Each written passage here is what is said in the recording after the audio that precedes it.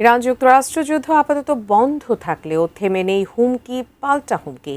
সেই সাথে হরমুজ প্রণালীতে অব্যাহত রয়েছে পাল্টাপাল্টি অবরোধ, যা মধ্যপ্রাচ্যের সংঘাতকে নতুন করে উস্কে দিচ্ছে। পুনরায় যুদ্ধের বিষয়ে শত্রুদের কড়া হুঁশিয়ারি দিয়েছে আইআরজিসি।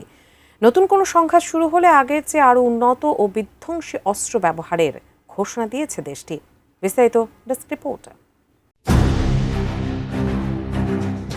ইরানের নতুন সামরিক বার্তা মধ্যপ্রাচ্যের রাজনীতিতে বড় ধরনের উত্তেজনা তৈরি করেছে। তাসনিম নিউজ এজেন্সির এক প্রতিবেদনে এমন চাঞ্চল্যকর তথ্য উঠে এসেছে। দেশটির সামরিক বাহিনী আইআরজিসি নতুন যুদ্ধের জন্য পুরোপুরি প্রস্তুত।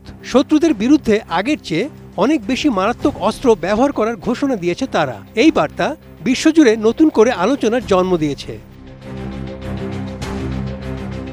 তাসনিম নিউজের ওই প্রতিবেদনে বলা হয়েছে, আইআরজিসির মুখপাত্র ব্রিগেডিয়ার জেনারেল হোসেইন মোহেবি জানান, ইরান প্রতিনিয়ত নিজেদের সামরিক শক্তি বাড়াচ্ছে।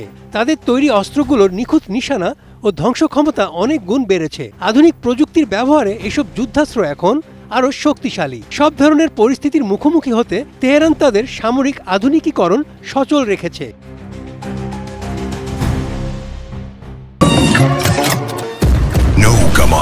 মশা দিবসে এক্সট্রিম সমাধান। জেনারেল মোহেবি সতর্ক করে বলেন, নতুন কোনো যুদ্ধ শুরু হলে ইরানের অস্ত্রের রূপ হবে এবার সম্পূর্ণ ভিন্ন। এই পরিবর্তনের আওতায় ক্ষেপণাস্ত্রের পাল্লা ও আঘাত হানার ক্ষমতা বহুগুণ বৃদ্ধি পাবে। ক্ষেপণাস্ত্রের ওয়ারহেড বা যুদ্ধাস্ত্রের প্রযুক্তিগত পরিবর্তনও আসতে পারে। নতুন প্রজন্মের এসব সমরাস্ত্র শত্রুদের জন্য বড় বিপর্যয় ডেকে আনবে। এর আগে যুক্তরাষ্ট্রের প্রেসিডেন্ট ডোনাল্ড ট্রাম্পের ইরানের আইআরজিসির কর্মকর্তাদের সঙ্গে ওয়াশিংটনের গোপন আলোচনার দাবি প্রত্যাখ্যান করেছিলেন মোহেবি। আইআরজিসির পক্ষ থেকে বলা হয়, তাদের কর্মকর্তাদের সঙ্গে যুক্তরাষ্ট্রের কোনো আলোচনা চলছে না।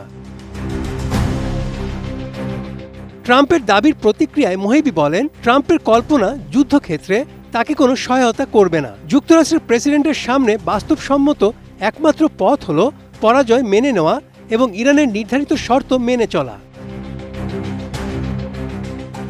এদিকে বর্তমান প্রেক্ষাপটে যুক্তরাষ্ট্র ও ইরানের সংঘাত সরাসরি বোমা বর্ষণের পরিবর্তে কৌশলগত ও অর্থনৈতিক অবরোধের রূপ নিয়েছে। হরমুজ প্রণালীতে জাহাজ চলাচল ব্যাহত হওয়া, মার্কিন নৌমহড়া এবং দুই পক্ষের পাল্টাপাল্টি রাজনৈতিক দাবির কারণে মধ্যপ্রাচ্যে চরম অস্থিরতা বিরাজ করছে। চলমান এই পরিস্থিতির মধ্যেই আইআরজিসির মুখপাত্র এমন কড়া হুঁশিয়ারি দিলেন।